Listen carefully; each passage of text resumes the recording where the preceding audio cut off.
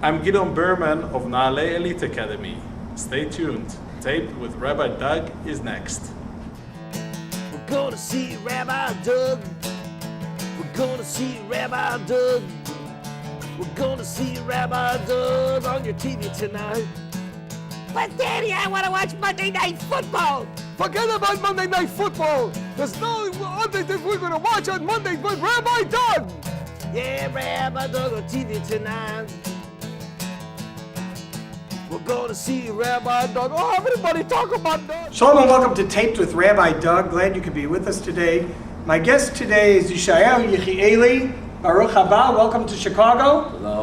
And he is the founding director of Naale, and that was founded in 1992. Naale, as we have talked about before on our show, is the elite academy, the world's Jewish high school in Israel, and an amazing program which I'm involved a little bit with on and off. And my good friend Gidon Berman is the director here in the central U.S., and he also covers, I think, East Africa, Asia, and other areas, the Netherlands, New Zealand, all over the place. But he lives here in the Chicago area now, and he's been on our show too. Yeshayahu, I wanted to first of all welcome you to Chicago, as I mentioned, and I want to talk a little bit about you and about what you've done over the years. Now, you just recently told me that you were the one of the people that started Yeshivat Har Zion in 1968 after you graduated high school, and along the way you became the chief Bnei Akiva emissary to Europe. An incredible task. Deputy Mayor of Gush Etzion Regional Council, the Director of Community Center of Gush Etzion, the Director of Training at Bnei Akiva in Israel and World Bnei Akiva, and you're a professor teacher of Jewish thought, and you have 6 children, at least 20 grandchildren, I understand. Now 21. 21 grandchildren. One was born yesterday. Mazal tov, Mazal tov. Oh, Mazal tov. 21 grandchildren. And great-grandchildren yet? Not yet. They're all only too young. 64. Only 64. Will you still need me? Will you still feed me, right? All right. Very nice. Mazal tov. You should have a lot of nachat, a lot of bracha in your family and simcha from your new grandson. The brit should be bismano. Next week in good health. Flatbush, Very Nice. nice. Yeshiva. Very nice. Very Where nice. my son is a teacher. Very, very nice. I want to come back to Bnei Akiva. Sure. I have always been very involved in Bnei Akiva from the time I was a young boy. I was a Camp Moshava attendee and went to SNF every week in activities, and still very close to my heart. Now Hapoel HaMizrahi here in Chicago I'm a member of, a paid card-carrying member. We always say, I remember my Rav as a young boy, Rabbi J. Karzen, Yaakov Karzen lives in Yerushalayim now. He said to me when I was growing up in shul, he said, we always have to be card-carrying members as Zionists. We have to be members and show our support, and which meant always be a member of Bnei Akiva, always be a member of Hapoel Mizrahi as an adult. Are you still involved in Bnei Akiva and Hapoel Mizrahi as an organization while you're doing all the other things you do? Since I started Naale, I am a person of the nation, not of the movement. But the initiative of Naale is continue my education in Bnei Akiva. Because as a teenager, I was wondering what can I do for Soviet Jewry youngsters behind the Iron Curtain, which was at that time like, Shigas. Not and until about 1988 or 1987, 1988, Glasnost, they were stuck there. Yeah, of they course. couldn't get out, and then things And changed. the reason that I went to Shlichut of Bnei Akiva to Europe instead of America, because Bnei Akiva wanted me to come here. And that case as well, I was in Chicago 30 years ago to check what is Bnei Akiva here. But I really wanted Europe in order to enter the Soviet Union from Europe, which I didn't succeed during the Shlichut. But when I came back, 1989, I came first time to Moscow. What do you attribute, and I don't want to, we didn't come on the show to talk about Bnei Akiva, but since you were so involved in a national level, what do you attribute the change of Bnei Akiva? At one time here, especially in Chicago, which I think was a worldwide thing, Bnei Akiva was the place to be Tzioni. People after high school went on Hachshara to different kibbutzim and stuff, and that all faded away, and it's no longer there. What do you attribute the change in that movement and Listen, philosophy? I am not involved in Bnei Akiva last 2 decades. But it changed about 2 decades ago. My grandchildren are now in Bnei Akiva, so I prefer to talk about Naale, which is my field for last 20 years. And Bnei Akiva, you know, maybe in Chicago you can be interested in your age in Bnei Akiva, but in Israel I am too old for Bnei Akiva business. I have a grandson who graduated as a madrich of Bnei Akiva, and the third grandson is now a madrich. Very nice. So People are still involved there, thank God. You know, emotionally I am involved. It's in their heart. There is a Veida Olamit a few weeks from now. I will come to the beginning. Very but nice. Very nice. I passed this stage in my life. So, obviously, you are living on the West Bank, being involved as the mayor of Gush Etzion Regional Council, and deputy mayor, and the director of the community center there. You know, you have to have a very strong will to say, I belong here, we belong here as a people, this is our land, and we're not going to give it up. And, you know, some people say, you know, I don't want to be involved, I don't want to move to that part of the country. I want to live in Yerushalayim, I want to live in Tel Aviv. First of all, according to the American philosophy, Yerushalayim is also West Bank. As you know, the capital of Israel, according to the American government, is Tel Aviv. Well, not Yerushalayim, first. Second, I went to Gush Etzion as one more chapter as Bnei Akiva member, because as a child and as a teenager, the topic of Gush Etzion before the 6-Day War was a center subject in our curriculum, let's say.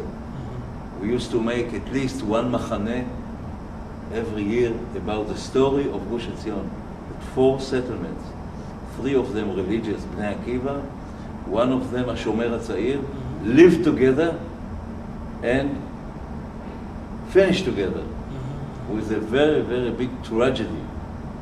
And the boys who exist from Kfar Etzion, they deliver the dream, the vision. Maybe one day will come and we will come back. So when I was in grade 12, it was 6 months after the 6-Day War, a person called Hanan Porat. Approximately December of 1967. Nachon. You know Hanan Porat, one of I the know the name, founders, yes. he died 2 years ago. One of the founders of Kfar Etzion came to our yeshiva in Yerushalayim, and he said to us, listen, I will offer you a special challenge. Come to Gush Etzion, build a new yeshiva and a new settlement in one time. So a third of our age group went after this idea, and we established the Yeshivat Har Etzion with almost 30 youngsters, and today it's an empire, well known in the United States as well. Absolutely. And we have an American Rosh Yeshiva, Rabbi Lichtenstein, which is now sick a little bit, but his influence is still on air. So you see, Naale and Yeshivat Har Etzion and Alon Shvut, all was based on the education of Bnei Akiva. It's beautiful. It's beautiful. And now, the passion of bringing American Jewish children or children from other countries around the world to live in Israel, be educated in Israel, that the Israeli government is really the backing sponsor of these children coming to Israel to learn and study throughout their high school years, away from their families, away from their parents, and at no cost to the families, being given a Jewish education, an Israeli education, a Hebrew education, and an experience in being a Zionist all at one time, beyond any other experience that they could have in their high school years. This whole idea and concept, where did it start? How did you get it started? You know, you were a Bnei Akiva starter. You're a Naale starter. How did you become the original director? What kind of group of people got together and said, let's go to the government agency, the Israel agency, let's go to them, let's see if they'd be willing to fund something like this. Let's get something like this started. How did it all come about? I came to Moscow, as I mentioned, in December 89. And our idea was to try maybe to build a Bnei Akiva system in Russia. Right. How to make it? To take teenagers to Israel for a few weeks, give them training seminary, send them back. They will connect children and build such a framework of Snif Bnei Akiva. This was the idea. One meeting we had in a Jewish school in Riga. And the students told us, listen, someone from Israel came here 2 months ago and invited us to study a few weeks in Israel. And we prepared ourselves. And then he said, I'm sorry, no budget. So my friend and myself asked them, are you ready to come to a religious kibbutz, Kibbutz Yavne? They said, we are ready to come, tent on the sea. We want so much and we prepare ourselves. So we came back to Israel. We arranged for them a class for a few months in Kibbutz Yavne. This was year 90. These were school classes. Yes, from Riga. They came for a few months, and after it was finished, they didn't want to go back. 2 years later, we heard there is an idea to bring youngsters from Russia and Ukraine, the whole area, to study in Israel. So we went to the Ministry of Education. That time it was Zvulun Hammer, Zichrono Livracha, also Bnei Akiva member. And we said, Mr. Hammer, Minister Hammer, we have an experience. We did it already. Give us the permission to bring to Israel 500 children at the pilot. So he said, go. Funding and everything. Funding everything, no problem. Go. And then we started to think, what should we do with them? To bring them for 3 weeks, 3 months, a year. And we realized that to do something serious, not a long summer camp. You have to set up a real school program. A real school program, because if you bring them for a year, they have to study in Israel the Russian curriculum in order to go back, like it was with Riga. And if we want them to study the Israeli curriculum, we need at least 3 years. Because you have to teach them the Ivrit and English. And the English. English is in our country, required. And the Yahadut. And what being Jewish and Israeli is all about, living there. So we calculate the whole thing, and we said at least 3 years. And that's how it started as sophomore, junior, and senior year of high school. Is that correct? Yeah. That was the first goal at 92. My dream was, at that time, that if it will succeed, we will extend it to the rest of the world and build in Israel the Jewish high school for teenagers worldwide. At that time, it was less than a dream. Something crazy. Who needs to come to Israel? You have here everything. After 1 decade, we came to the government and we said, listen, it's not a pilot anymore. After 10 years, how much will be a pilot? Okay, let's make a government resolution, decisions, okay, that Naale is a permanent program, finished with pilot, and we open it to the rest of the world on the same conditions, free of charge, full subsidy by the government, not because the government sponsored it, but because the government of Israel invests in these children. In these children, even they don't stay in Israel. Because the name of the program is Naale, but they come for study. Later on, hopefully, if they want to stay, Baruchim Habayim, welcome. But at the same occasion, if they go back after 3 years, I believe they will be more committed, more Jewish, more Zionist, even in Chicago, whatever. Yes, and we have a number of students in Chicago who are there right now in Naale. Nice. Children I taught. Okay, nice. No problem. We don't see them as outsiders. We are ready to invest in such children as well. Because we believe that the continuity here, which everyone talked about it, will have a benefit from such children. It's wonderful. Okay. It's a wonderful concept and a wonderful program. So let me bring up just a couple other things. For example, there is the program for sophomores of yeshivot and Jewish girls' schools and mixed schools that takes children for a semester, a second semester of their sophomore year, their 10th grade year in Israel.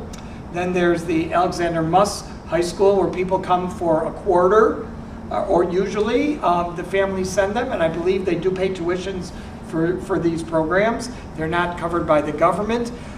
How do you attract more people to say, you can be part of our program, but you have to stay for all 3 years, or now it's available for 4 years now for the first time.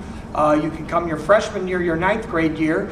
How do you get people to invest their children in themselves more than right now into giving them up for 4 years when families would say, I'd rather send them for 1 semester of sophomore year of 10th grade, or I'd rather send them for 1 quarter of junior or senior year to Alexander Muss, if they're not Dati usually, because it's not necessarily for Datiim, but observant people. But how do you get people to invest in such a commitment? If it was a 1-year program, you'd have a lot more people invested, because they said, well, I'm sending them for 1 year now because I was going to send them for 1 year for seminary after high school anyway, so I can send them for 1 year now and it's paid for.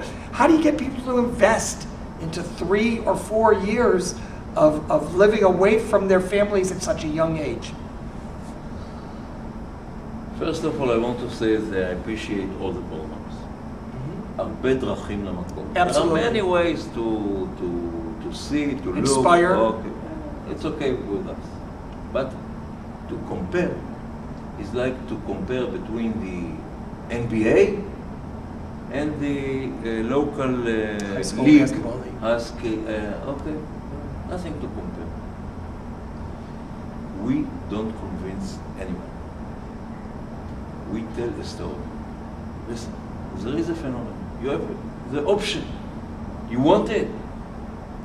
We are ready for you. Our problem in United States is that we are unknown here. People don't know. I was yesterday in Philadelphia. I had several meetings with community leaders. No one of them heard about this program. Never. And there are here around 100 cities like Philadelphia. They don't have Rabbi Doug on TV So, no. to tell the world about it. But you should send your shows to It's all over the different- world. It's all over the world. Okay, so maybe this way they will know more, Yeah. okay?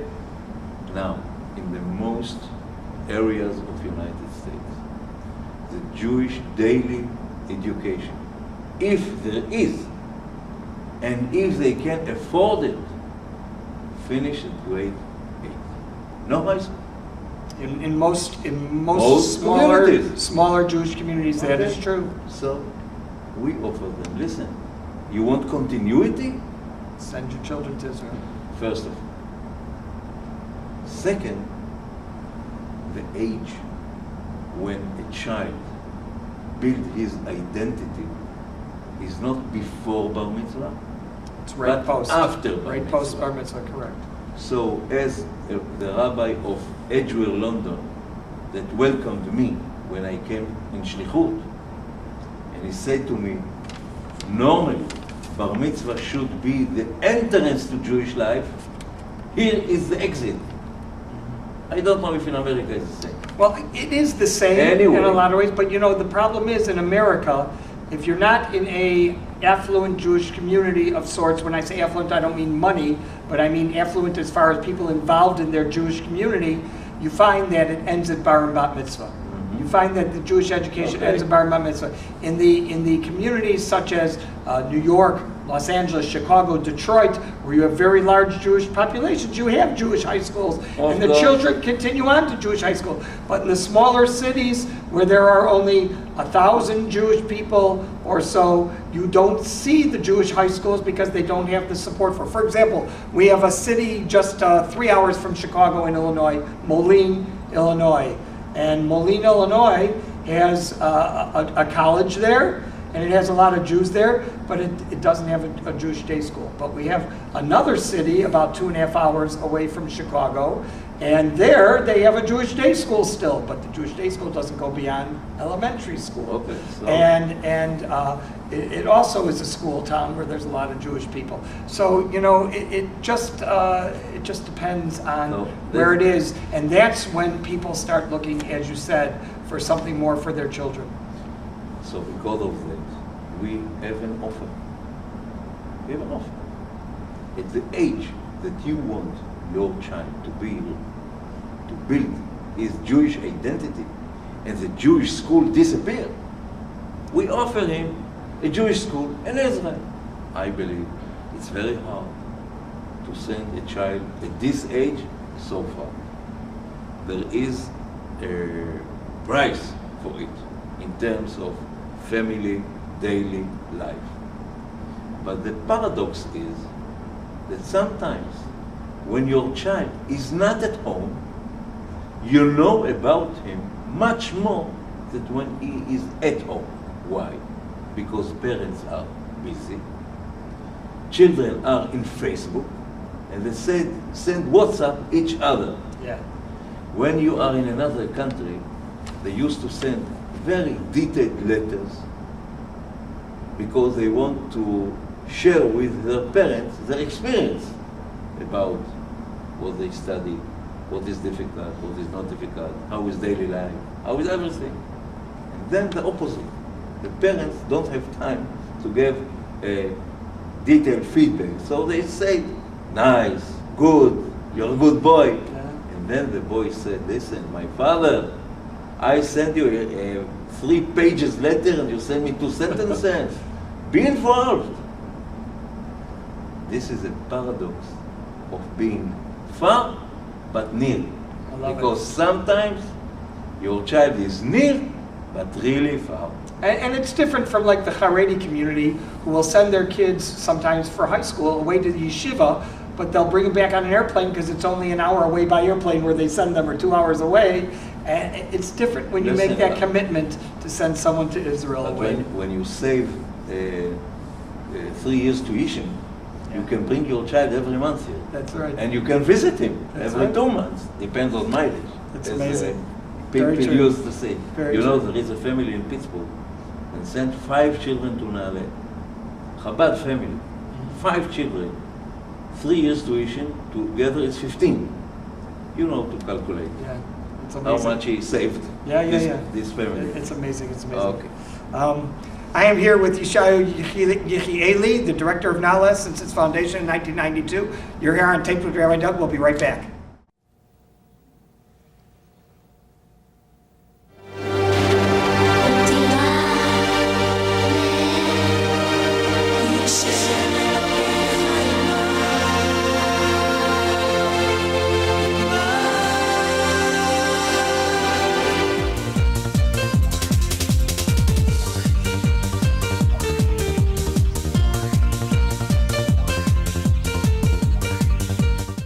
I'm Yeshayahu Yechieli, and you are watching Taped with Rabbi Doug.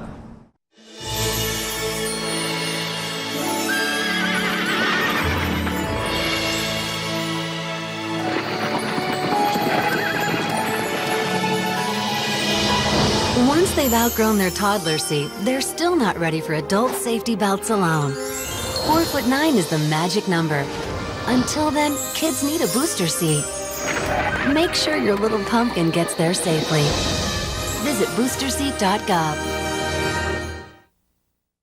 Welcome back. I can't thank you enough. I'm with Yeshayahu Yechieli. He's the director of Naale, Elite Jewish Academy, the world's Jewish high school in Israel, which has dati, religious opportunities, and chiloni, for not religious families, but with very, very strong Jewish values being taught. We don't use the word chiloni. What word do you use? How do you do it? Mamlachti. Mamlachti, very good. Mamlachti dati, mamlachti. Very nice, very nice, very nice. Chiloni, it's a personal feeling. I understand. But it focuses on the secular and Jewish education without the enforcement of the religious, though it's kosher and everything like that. But it's a wonderful thing, and I can't thank you enough for coming to Chicago and being on the show. Remember, if you want to send us an email, it is info@tvrabbi.com. If you want to send Yeshayahu an email, I will forward it to him, and he will, I'm sure, get back to you. And the same thing goes if you want to contact Gidon Berman here in Chicago. Send us an email, info@tvrabbi.com. I will forward it to him, and he will return it. Naale Elite Academy, the world's Jewish high school in Israel. This is Yeshayahu Yechieli. I want to thank you again for being on the show. Remember, we're on every week at this time. Check out our website, www.tvrabbi.com, where you can see other shows on the web that we've had and talked about Naale before. And hope to see you next time right here on Taped with Rabbi Doug. Shalom, everyone. Shalom. And I'm talking about Rabbi Doug. Talking about Rabbi Doug. Talking about Rabbi Doug on your TV show. Well, he's the rabbi for me. Anytime you need. You're gonna get married or you're gonna die. Gonna see Rabbi Doug. And I'm talking about Rabbi Doug. Talking about Rabbi Doug. Talking about Rabbi Doug on your TV show. Well, he's the rabbi for me. Anytime you need. You're gonna get married or you're gonna die. Gonna see Rabbi Doug. Gonna see Rabbi Doug. Gonna see Rabbi Doug. Gonna see Rabbi Doug on the TV tonight. This has been a Taped with Rabbi Doug production.